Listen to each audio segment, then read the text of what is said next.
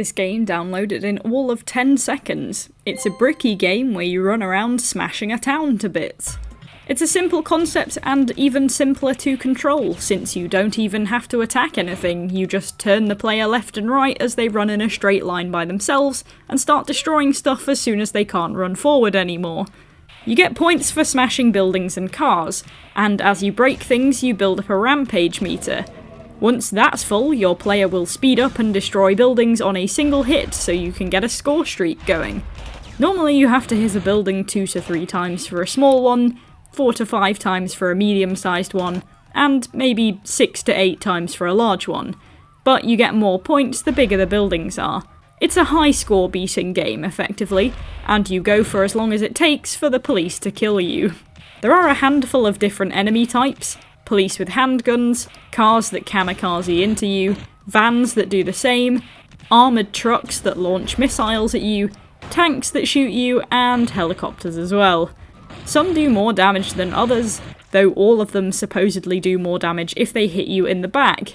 The game warns you at the beginning, don't get hit from behind, but I'm gonna be honest with you, the game's concept of behind is a little loose, shall we say. You can take damage from the front, and actually the majority of the times I died it was either from front damage or nothing, or what seemed to be nothing. When you destroy a car, it explodes, and sometimes it can explode more than once if you kick it more than once, since you can juggle it a bit like a football. But your player constantly runs forward, there is no way to stop that, and if you run past the centre point of an explosion whilst it's taking place, you will take rear-end damage. And that is a lot of damage, mind you, enough to half your health in some cases if you have more than one explosion. The problem is, this is impossible to avoid, because we're talking about a circular damage point. The only way to not take rear-end damage is to be running towards it, because even if you turn left or right, or even back on yourself, your back is to the centre of the explosion, and the damage is already done. The other problem with avoiding damage is that because your back is your weak spot, that's where all the enemies aim for, and if you try to turn around and stomp them, they turn with you if they're close enough. But your turning circle is exactly the same size as theirs, so unless they stop, you end up running around in circles trying not to get hit from behind, whilst more enemies appear who aren't following you that can get a clean hit from behind and you can't crush them because the second you straighten out, the guy on your ass is going to hit you in the back too. The only way to turn back fast enough is to catch yourself on a building, or if they stop still to fire at you. Sometimes you hear enemies shooting you before you even see them. I try to keep an eye out for if they actually damage you when you can't see them, but I don't think they do. Sometimes after a rampage you get a massive, overwhelming swarm of enemies, and sometimes you get nothing.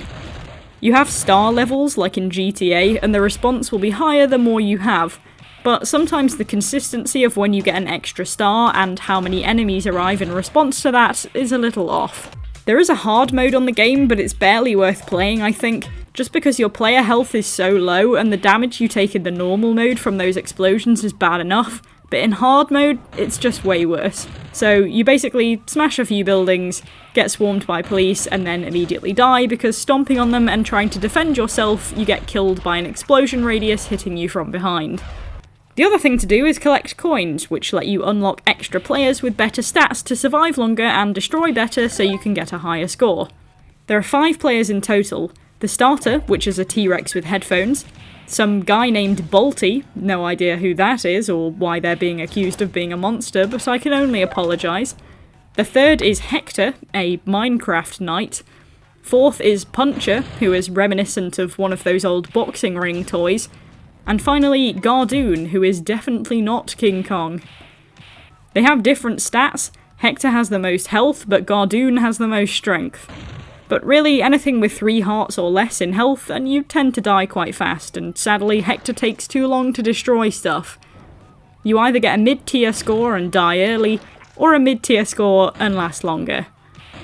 The coins appear randomly and very rarely. One game I found 4, and another game I didn't destroy anything so the cops wouldn't chase me just so I could collect coins, and spent a long time running around without finding a single one.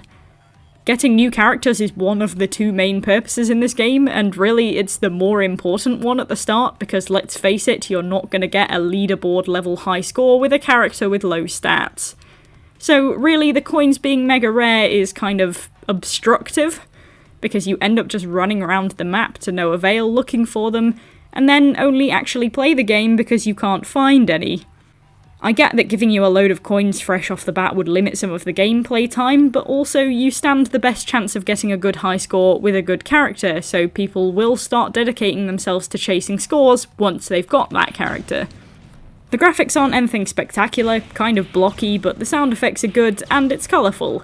The characters are random as hell, but they seem to be designed pretty well. The screen has a weird kind of 3D effect almost on the outside with the line art, where they go kind of two-toned and blurry, which isn't too noticeable, but I did spot it a couple of times. There are also a couple of spelling errors, kind of glaring ones as well. One of them was at the top when you lose some health, it warns you to be careful, and the other is on the main menu when you select character.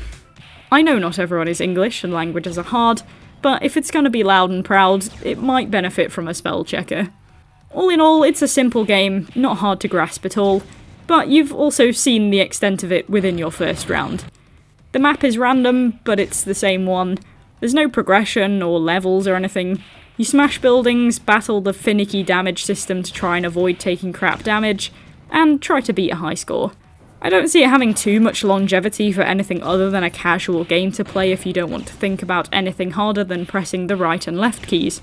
It's no prize winner, but it does the job it sets out to do, so I think I'll give City Monsters a 5.5 out of 10.